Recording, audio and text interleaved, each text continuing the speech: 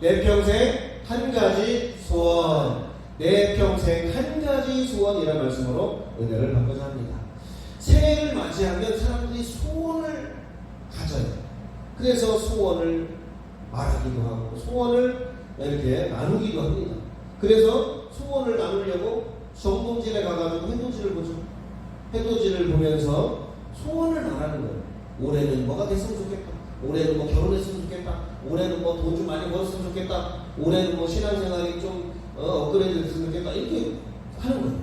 그리고 또 뭐 돌을 쌓기도 하고 달을 보고 빌기도 하고 또 그 다음에 소원 성취 무슨 콘서트 이런 거 막 열어서 복을 기원하기도 하고 이거 한다고 됩니까?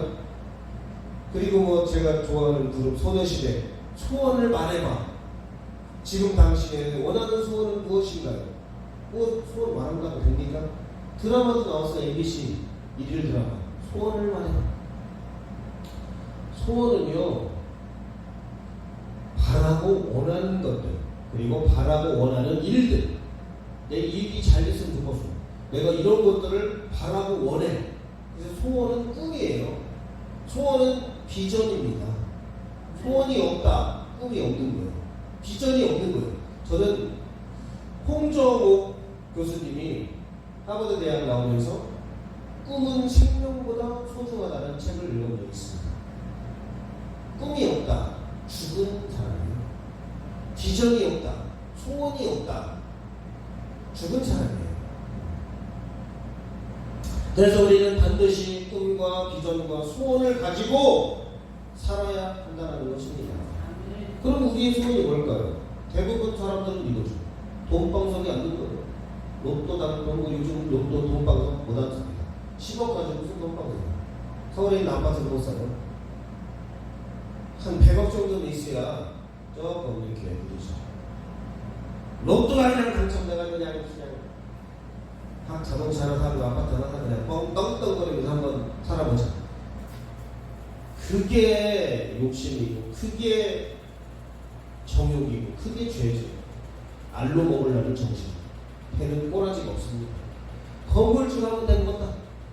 어? 서장훈 또 여기 누구요? 전지현 건물 하나씩 갖고 있거든요. 큰 건물들 써있네요. 장흥빌딩 그래갖고 사람들이 서정훈 TV에 요즘 많이 나옵니다. 그리고 여자들이 서장훈에게 이렇게 살랑살랑 꼬리를 흔들죠. 건물주가 한번 되보겠다는 거예요. 소원이 세계 일주 한번 해보겠다. 세계만 그냥 한 100여 국가를 한번 그냥 가보겠다. 그게 비전이래요. 또 저쪽에 있는 인천에 있는 송도에 있는 아파트 바다를 보면서 한번 이런 데서 한번 살아보겠다. 또 멋있는 차, 또 예쁜 와이프, 애인 해가지고 한번 인생 한번 멋들어지게 한번 뽐나게 한번 살아보겠다. 괜찮습니다. 꿈은. 그러나 그것이 제1의 꿈이 돼서는 안 된다. 꿈은 고귀해야 되고 꿈은 나뿐만 아니라 많은 사람들에게도 영향력을 줘야 되고 꿈은 참 누가 봐도 야 이렇게 해야 되는데 이 자동차나 사면 야 하긴가? 그렇죠. 그래서 제가 좋아하는 유시와 시인의 시를 위해서의 생각 한번 읽어보겠습니다. 시작. 집이 없는 자는 집을 그리워하고 집이 있는 자는 빈 들녘의 바람을 그리워한다. 나 집을 떠나 길 위에 서서 생각하니 삶에서 잃은 것도 없고 얻은 것도 없다.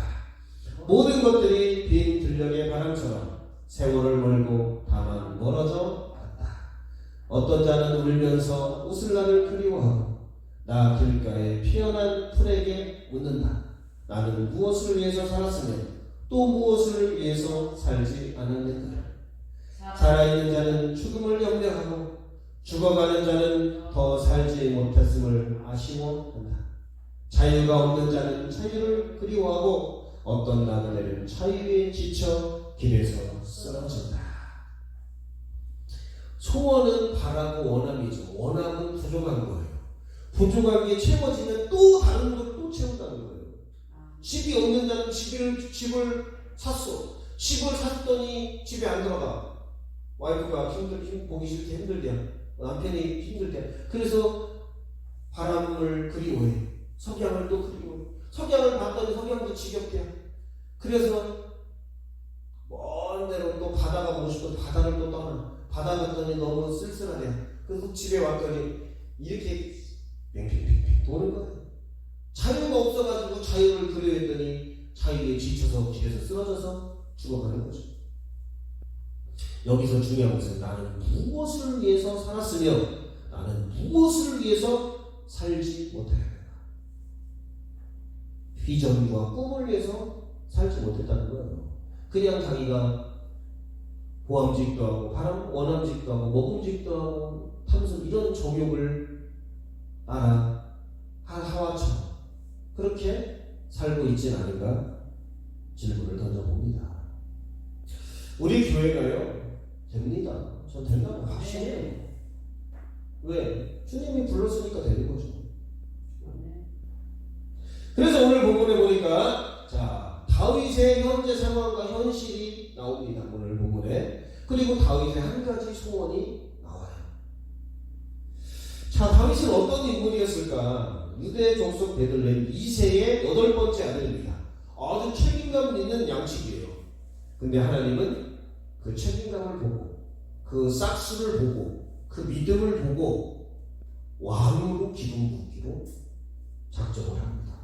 사무엘상 16장 12절에 보니까 사무엘이 그 아이를 해서 딱 지나가는데 성령의 감동을 해서 그 아이에게 기름을 부어서 왕으로 세워라. 금방 왕이 됩니까? 아닙니다. 훈련이 필요하죠. 훈련이 필요합니다. 양치기를 하고 그러다가 이제 좀 어느 정도 커가지고 블레셋 전투에서 승리를 하죠. 그때 사울 다 출전을 하는데 다윗이 죽인 자는 만만이요 사울이 죽인 자는 천천히 일어나 그러면서 여인들이 막 다윗을 칭송하니까 사울이 삔또가 가가지고 열을 받아가지고 그때부터 다윗의 고난과 도피 생활이 시작되는 거죠. 그리고 다윗은 이렇게 전쟁에 이렇게 다 공을 세우고 뭐 하는 일마다 막 승승장구하니까 사울의 딸 미갈과 결혼을 하게 됩니다. 쉽게 말하면 왕의 딸과 결혼하는 거예요. 그냥 친분이 급속도로 양치기 촌놈에서 급속도로 넘버 2가 되는 거죠. 사위가 되는 겁니다. 사울의 아들 요나단과 친구가 됩니다. 자기 아들과 큰아들과 친구가 돼요. 몇 번이나 죽을 뻔했는데 사울의 시기로 몇 번이나 죽을 고비를 넘겼지만 건져주는 거죠. 친구 잘 만나야 됩니다. 그 다음에 7년 동안 북이스라엘과 유다가 내전이 일어나요. 내전. 그래서 다윗이 이스보셋 왕을 제치고 통일 왕국의 왕이 됩니다. 다윗 전쟁 많이 하고 피 많이 봤어요. 전쟁이요 쉬운 게 아니에요. 얼마나 스트레스를 받고 얼마나 죽음의 위기를 느끼고 병사들이 죽고 자신도 죽을지도 모르는데 이렇게 다윗이 산전수전 다 겪어가는 거죠. 그리고 나서 이제 왕이 돼가지고 이제 부하들은 전쟁을 치르는데 왕궁에서 띵까띵까 하다가 목욕하는 예쁜 여인을 보고 불러다가 동침을 하고 나중에 애가 되니까 그 남편을 전쟁터에 보내서 죽게 만들고 살인입니다. 간접 살인이지만 살인 교사죄로 딱 걸리게 되는 거죠. 다윗은 이런 인물이에요. 양치기에서 왕이 되기까지 그리고 결혼과 이런 좋은 친구들을 만나고 또 죄를 짓는 이런 인물이라고 볼 수 있습니다. 그래서 다윗은요 이 사울의 시기로 10년 동안 도망자고 합니다. 제가 예전에 사채를 좀 보증을 샀습니다. 내가 쓴 게 아니에요. 보증을 샀어. 막 하도 살려달라고 막 해가지고 보증을 샀는데 안 갖고 가지고 사채 사무실에 끌려가고 거기서 걔네들과 함께 하는데 그냥 위가 녹아내립니다.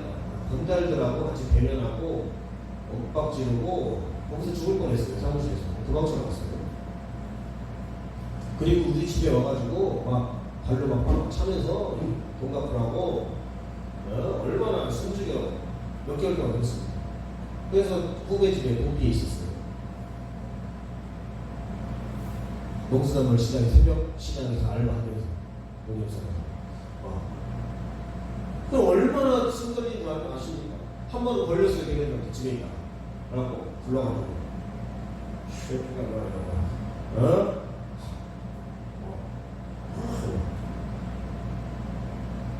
오래됐죠. 벌써 한 20년 됐네요. 사울은요 그 정도가 아니에요. 잘못하면 죽습니다. 10년 동안 군대를 파송해가지고 다윗을 죽이라는 거예요. 사울. 자, 왜 그랬나? 한번 이 사울의 심정을 읽어보도록 하겠습니다. 사무엘상 18장 6절 시작. 무리가 돌아올 때 곧 다윗이 블레셋 사람을 죽이고 돌아올 때에 여인들이 이스라엘 모든 성읍에서 나와서 노래하며 춤추며 소구와 경세를 가지고 왕 사울을 환영하는데 여인들이 띠물며 노래하며 이르되 사울이 죽인 자는 천천히요 다윗은 만만이로다 한지라. 사울이 그 말에 불쾌하여 심히 노하여 이르되 다윗에게는 만만을 돌리고 내게는 천천만 돌리니 그가 더 얻을 것이 나라 말고 무엇이냐 하고 그날 후로 사울이 다윗을 주목하였다. 이 주목하였다는 것은 죽일 눈으로 다윗이 예수님을 죽일 그 눈으로 똑같은 거예요. 불쾌해서 심히 노라. 노하잖아. 심히 노해. 불쾌해서 심히 노해서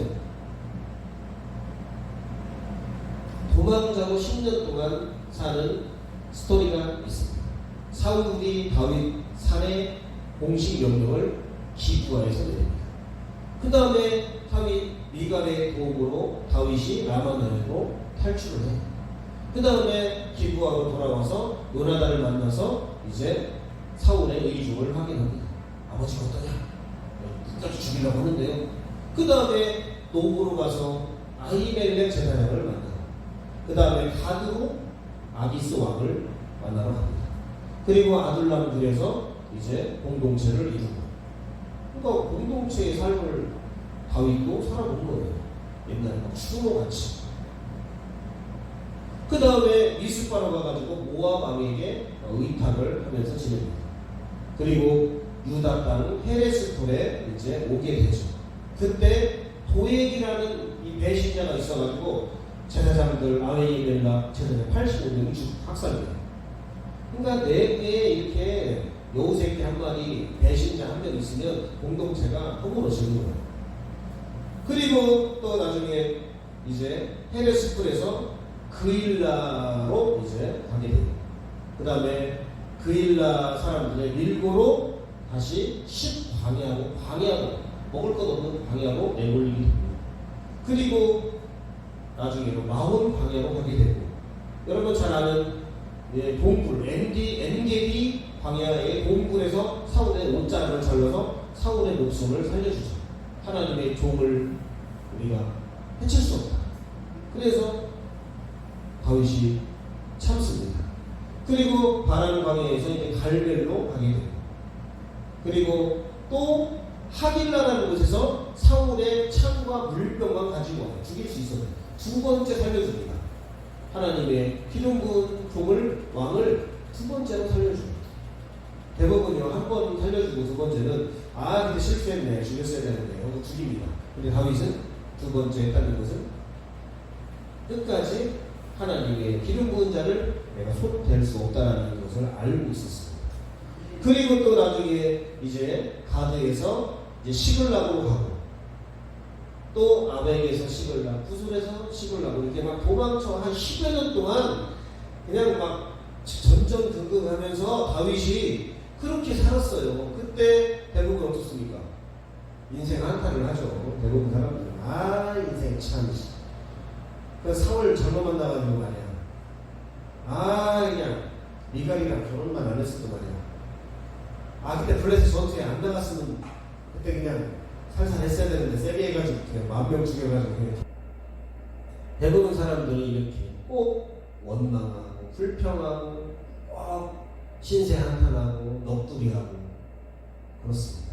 그러나 다윗은 이렇게 도망 다닐 때도 하나님을 더 의지했다는 거예요.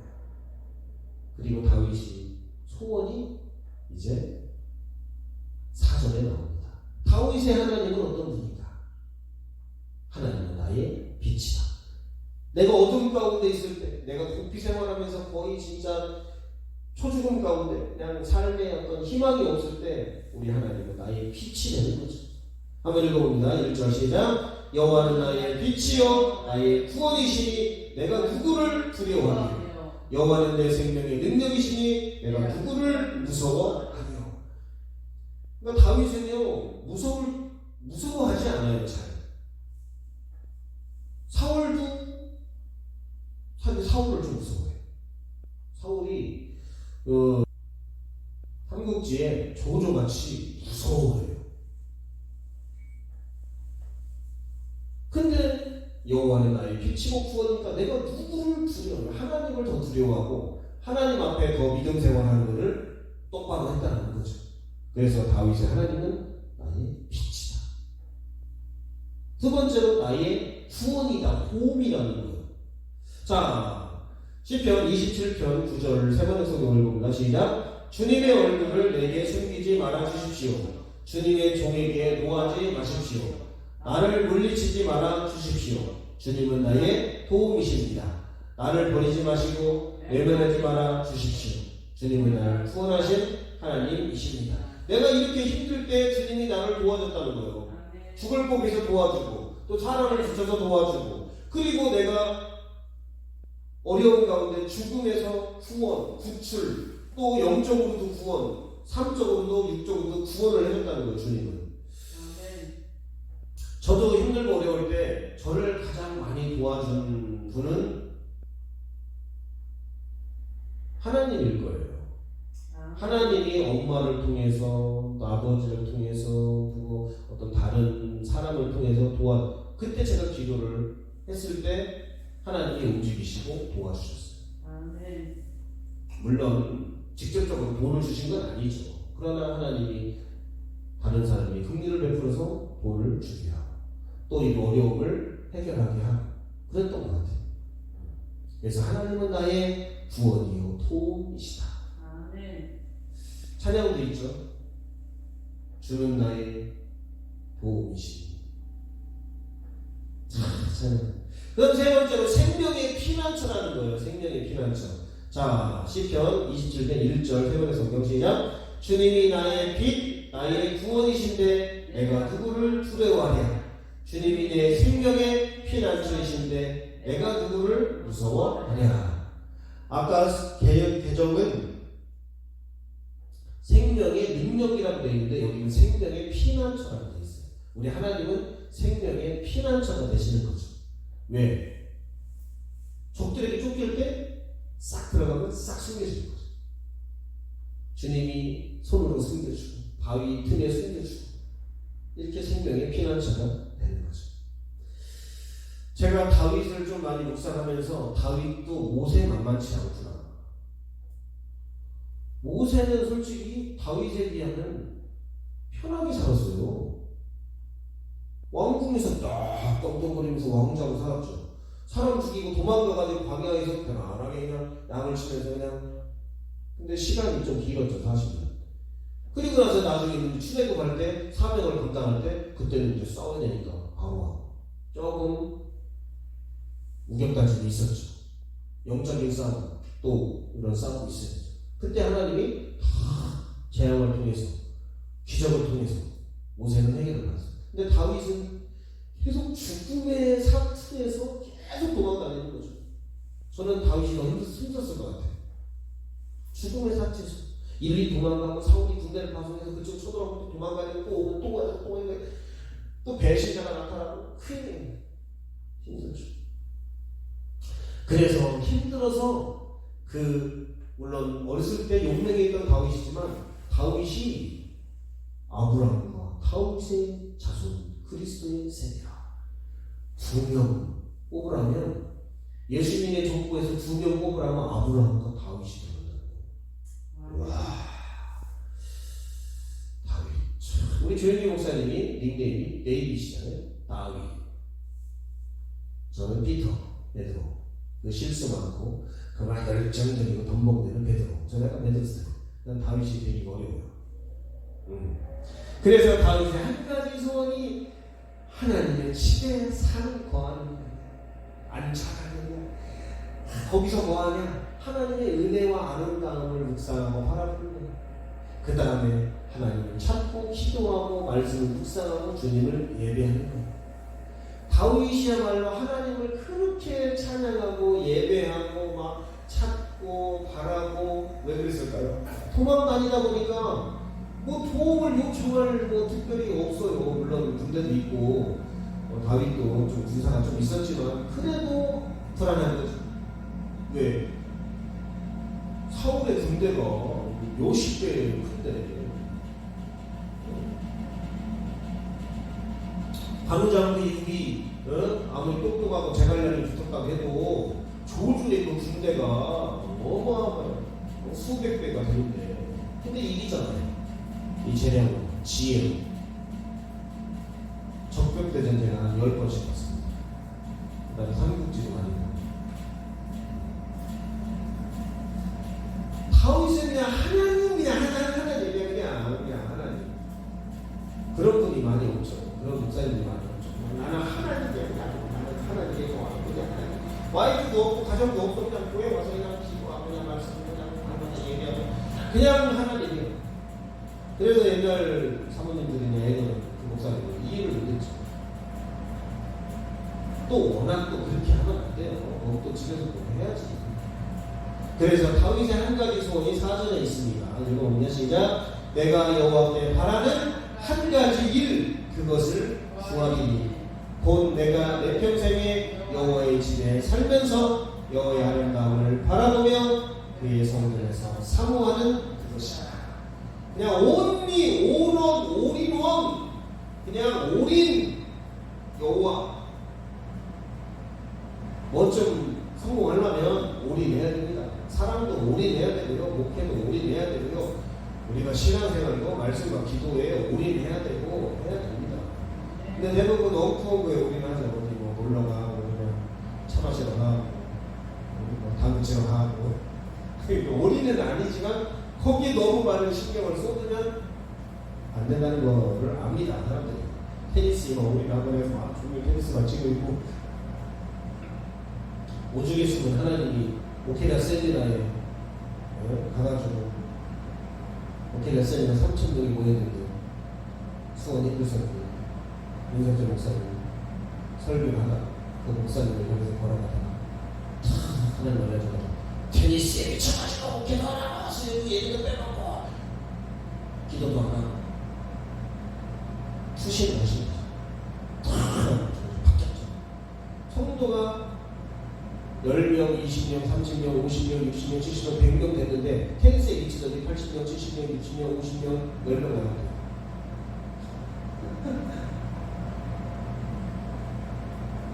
그래가지고 정신 바짝 다시 해가지고 깨닫는 게 은혜죠. 그래서 다윗의 한 가지 소원 말해봐. 한 가지 소원. 나는 여호와의 성전에 살겠다. 나는 여호와의 은혜와 그 축복과 아름다움을 나는 그것만 바라보겠다. 나는 성전에서 하나님을 찾고 묵상하고 예배하고 나는 그것을 사모한다. 저도 어느 순간부터 예배가 옛날만큼 막 사모하고 막 수요일에 막 하고 있다 했는데 좀 피곤하고 그냥 자꾸 이렇게 변칙적으로 가려고 그래가지고 그런 거죠. 자, 세 번째 서고 읽어보자. 시작. 주님 나에게 단 하나의 소원이 있습니다. 나는 오직 그 하나만 소원이 있습니다. 그것은 한평생 주님의 집에 살면서 주님의 자비로우신 모습을 보는 것과 성전에서 주님과 의논하면서 살아가는 것입니다. 다윗이 기도 엄청 많이 했어요. 아침에 기도하고 새벽에 기도하고 저녁에 기도하고 기도 그냥 기도 다윗도 기도 순위로 따지자면 웬만한 사람들 다 제낍니다. 다윗이 기도의 사람이에요. 그래가지고 하나님 항상 전쟁 나가면 기도해야 하나님 어떻게 할까요? 말을 쓰게요. 얼마나 그러니까 다윗의 마음은 막 상황은 지금 막 호들갑을 떨고 지금 막 겁내요. 두려워하는데 호숫가에 있는 물처럼 아름다운 제가 예수님 만날 때 환상을 딱 보는데 앞에 바다가 쫙 열렸는데 해가 탁 떠는데 빛이 저한테 딱 들어왔는데 마음이 그래서 제가 예언을 했어요. 내가 네가 앞으로 이런 평화는 없을 거야. 세상이 주는 평화하고 달라. 나중에 성경 찾아봤더니 요한복음 14장 27절에 있더라고요. 평화를 너에게 끼치노니 나의 평화를 너에게 주라. 세상에 줄 수 없다. 이 얼마나 좋습니까? 근데요, 마음이 평안하지 않잖아요. 사랑도 떠나가고 믿음도 떠나가고 사람도 떠나가고 돈도 떠나가고 건강도 떠나갑니다. 평안이 최고구나. 그 다음에 두 번째가 기쁨. 그래서 항상 제가 기도할 때 평안과 기쁨 두 가지를 항상 기도합니다. 하나님, 평안, 기쁨의 인생을 주시옵소서. 이렇게 기도합니다. 자, 그리스도 소통이라는 교구시대에 콘스탄티노플 교회의 주교로 유명한 뜻입니다. 크리스토스토. 발음은 좀 어려워요. 그가 380년대에 안티오키아 부제로 서임을 받아요. 그러니까 사제 밑에 부제, 부목사예요. 부목사. 그러다가 나중에 398년도에 12년 만에 이제 콘스탄티노플 교회로 주교로 유명해져가지고 주교로 임명을 받아요. 그때 자기 안티오키아 부제 이제 교 있잖아요. 자리가 이제 거기서 이제 부제로 있다가 이제 어느 정도 단임을 했어요. 이제 사제로 됐어요. 그러다가 이제 자기 가니까 한 농부가 좀 성실하고 좀 껄렁껄렁한 것 같아가지고 사제로 세워놨어요. 근데 아무래도 모세 뒤에 용수가 불안하잖아요. 그래서 근데 좀 불안한 거야. 그래서 잘하나 못하나 혹시 내가 자격 없는 농부를 사제 자리에 앉힌 건 아닌가, 성급하고 겸손한 행동 아닌가 해가지고 그거 찾아갔어요. 부목사 보고 오전 예배 드리려고 하고 한번 가봤어요.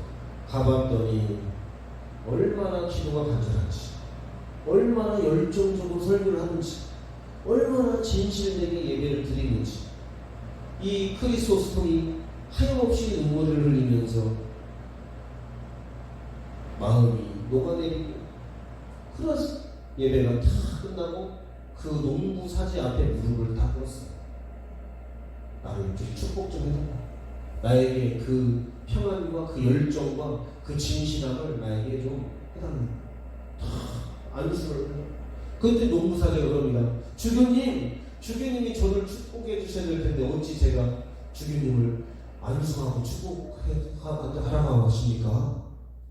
아니요. 나를 축복해 주시오. 나는 당신처럼 그렇게 뜨거운 불과 사랑을 가슴에 안고 예배드리는 사람을 본 적이 없어. 그러면서 그렇게 감동을 하는데 농부사제가 깜짝 놀라요. 그렇다면 주님은 어떤 식으로 그럼 하나님을 예배하고 말씀을 드리고 기도를 한단 말입니까? 많은 사람들이 저를 비롯하면 얼마나 하나님 앞에 예배 드릴 때 불교 신자들처럼 목욕 제기를 하고 옛날 우리 어머니 권사님처럼 예물을 미리 다 준비해서 다려가지고, 요즘 제가 보면요 완전 순 날라리예요. 저부터 그냥 뭐 많은 잘 하셨으면 꺼내고 이랬습니다. 어떻게 뜨거운 마음 없이 예배 드릴 수 있습니까? 오히려 반대로. 어떻게 진정한 사랑 없이 하나님을 섬길 수 있습니까, 주님님? 많은 사람들이 그렇다네. 그래요? 아니, 어떻게 그렇게 되죠? 어떻게 주님을 사랑하는 뜨거운 마음이 없고, 어떻게 하나님을 섬기는데 사랑 없이 그냥 대충 할 수 있습니까? 이렇게. 저도 다른 때보다 예배 드릴 때는요 정신을 바짝 차립니다. 그렇잖아요. 예식장에서 결혼식장 할 때 리허설 때는 막 잘못 찍으면 특성도 대충 불렀다가 딱 결혼식 딱 하면은 자 지금부터 결혼식이 진행되겠습니다. 하객들은 자리에 착석해 주시기 바랍니다. 저도 사회에 봤어요. 이렇게 해서 다 진행됩니다. 신랑 입장. 신랑이 막 장난치면서 오지 않잖아요. 당연하죠. 신부 입장. 딴. 다 고기하고 뒤에서 막 하얀 드레스를 탁 잡아주면서 싹 와가지고 이렇게 되잖아요. 우리 예배 태도가 엉망입니다. 근데 저보다 어르신 목사님이 봤을 때는 더 엉망이겠죠. 예배는요 엎드려 절하, 종으로서 봉사하는 게 구약의 아바드, 그런 정말 경외함으로 예배이게. 그 다음에 신약으로는 이제 사랑으로 주님을 입맞추면서 예배드립니다. 주님을 막 찬양하고 이게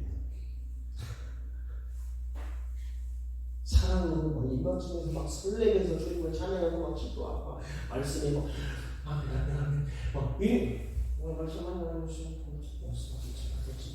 이게 예배가 아니에요.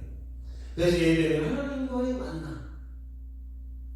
대화, 축제, 소통, 이게 예배인데 예배가 다 죽어 있어요. 예배의 태도가 정말 세상에는 싸가지가 없습니다. 지금 잘못된 거죠. 다윗의 소원은 하나님 성전에서 거하고 하나님 성전에서 주님의 은혜를 막 갈망하고 그걸 바라보고 자비로운 주님과의 만남을 통해서 주님을 찾고 묵상하고 기도하고 예배하는 것이 소원이다라고 해서 다윗의 예배는요 어마어마합니다.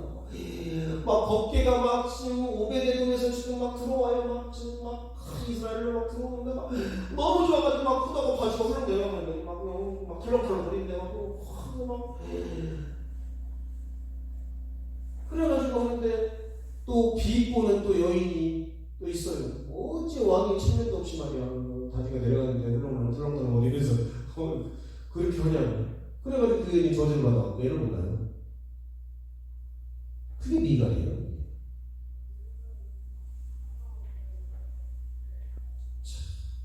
그런 거지.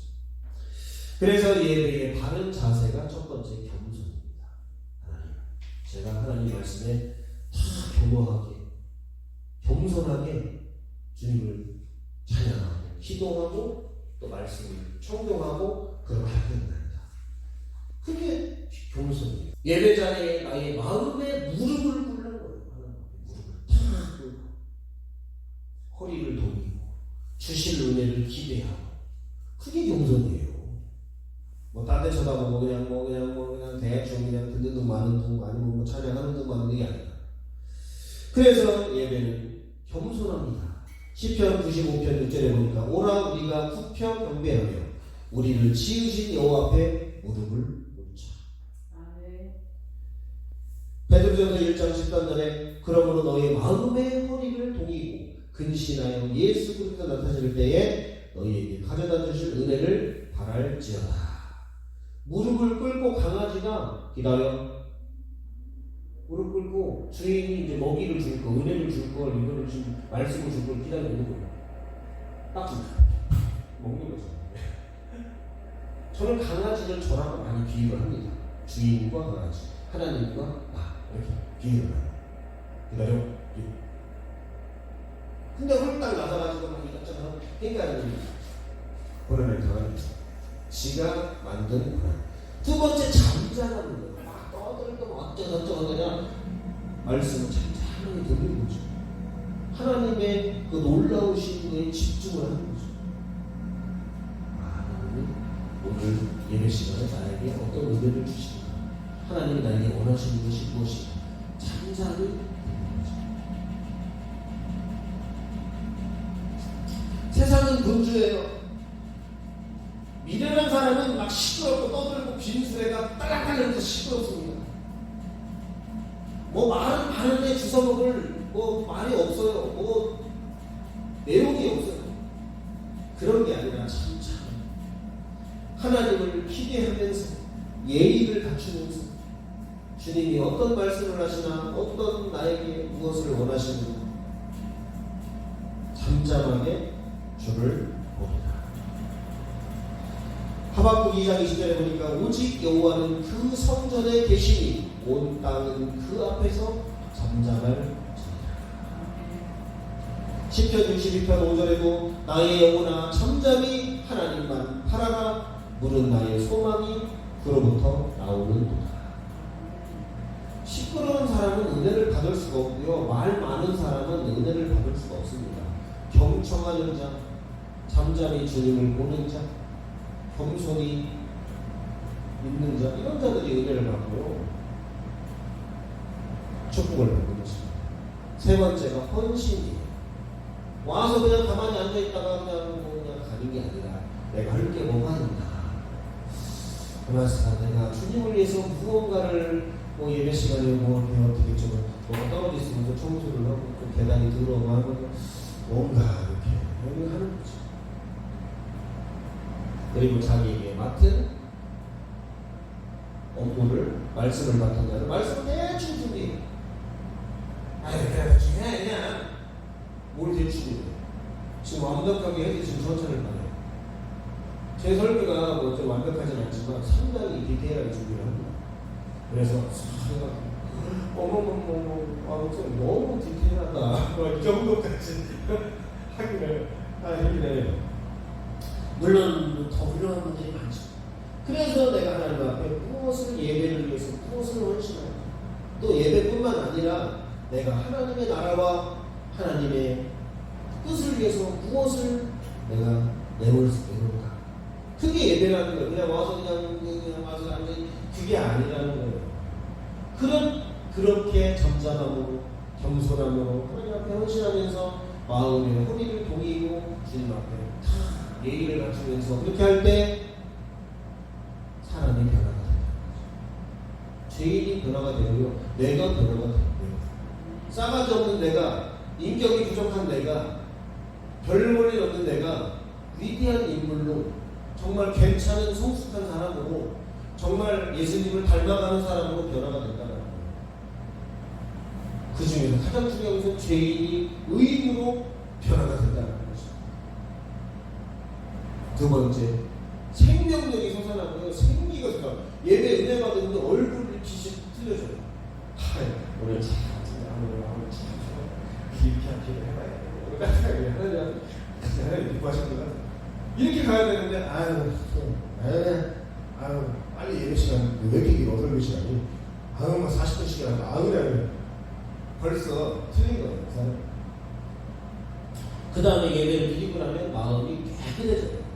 세상에서 막 여러 가지 막 정욕과 탐욕과 막 게으름과 나태함과 남들 비난하고 뭐 이런 것들 뭐 막 많잖아요. 입으로 지은 죄, 막 손발로 지은 죄, 뭐 눈으로 지은 죄 많잖아요. 근데 예배를 드리고 또 하나님의 보혈의 찬송을 부르고 또 하나님 앞에 회개하고 또 말씀 듣다 보면 내 마음이 어느 순간에 깨끗해집니다. 한번 와이프랑 한번 진탕 싸워보면 마음이 깨끗해져요. 마음이 막 더러웠고 막 성질이 않고 막 여기 그러나 화해를 해보세요. 그럼 마음이 왠지 저건 뭐지? 편하네. 마치 똥뜨거나 똥 한번 눈 것처럼. 야! 개울하다. 비대를 한번 싸우고 예배 한 판 잘 드리면 심령이 변화돼서 계약할 때 사인을 한다니까 오늘 딱 마지막으로 하나님의 영광에 동참하게 됩니다. 하나님은 예배자를 찾는 거예요. 왜? 하나님 축복하려고, 하나님의 영광의 나라에 쓰려고, 나중에 하나님 나라의 왕으로 앉히려고 하는 거예요. 점점점 예배가 간소화되고, 점점점 예배가 온라인화되고, 점점점 예배의 경외심을 잃어가고, 예배가 길다, 목 설교가 길다, 찬양을 너무 많이 한다, 기도가 길다, 그럴 거 없습니다. 중국 가면요, 찬송을 100절까지 부른답니다. 찬송만 2시간 찬송. 아프리카 가봐요. 무슨 하면서 걔네들은 안 힘든가 봐. 그냥 한 2시간 뛰는데 다리가 괜찮은가 봐요. 근데 우리는 한 10분만 뛰면 앉아야 되겠구나. 아직 멀었습니다. 예배자가 되려면 아직 멀었습니다. 그러나 우리 하나님은 우리를 사랑해서 기다려주고 저는 설교 시간에 좋은 적이 한 번도 없어요. 그리고 지금 급할 때는 물론 왔다 갔다 하지만 저는 설교 시간에 움직이지 않아요. 저는 예배 시간에 안 움직여요. 휴대폰 꺼버려요. 부모님 돌아가시기 전까지. 왜? 중요한 게 예배지. 지금 집중해서 하나님을 기도하고 찬양하고 지금 말씀 듣고 지금 여기 집중해야지. 수업 시간에 공부 못하는 특징이 엉뚱한 책 펴놓고 지가 하는 거 선생님은 따라하고 공부 못합니다. 선생님 말씀 집중해가지고 하고 부족하고 있으면 보충하고 이렇게 돼요. 결론입니다. 하나님의 소원, 다윗의 소원은 하나님과 함께하는 것이고 성전에 거하고 은혜를 받는 것이고 주님을 찾고 묵상하고 예배하고 사모하는 것. 하나님의 소원은 우리가 구원받는 거예요. 자, 디모데전서 2장 4절 시작. 하나님은 모든 사람이 구원을 받으며 진리를 아는데 이르기를 원하십니다. 하나님은 그냥 모든 사람이 다 구원받았으면 좋겠어. 그냥 한 사람도 빼놓지 말고 그냥 전부 다. 그리고 진리를 좀 알았으면 좋겠어. 진리를 잘 몰라. 진리를 모르면 구원을 못 받습니다. 진리는 누구냐? 예수님이에요. 하나님이에요. 그러니까 하나님을 알지 못하고 예수님을 알지 못하면 구원을 못 받는 거예요. 요한복음 17장 3절에 보니까 영생은 유일하신 참 하나님과 그의 보내신 자 예수 그리스도를 아는 것입니다. 여기서 안다는 것은요, 야단데 지식적으로 성경적으로 지식을 성경으로 봐야 돼요. 알아야 돼요. 설교도 들어야 돼. 예수님 어떤 분인지. 그 다음에 경험하는 거죠.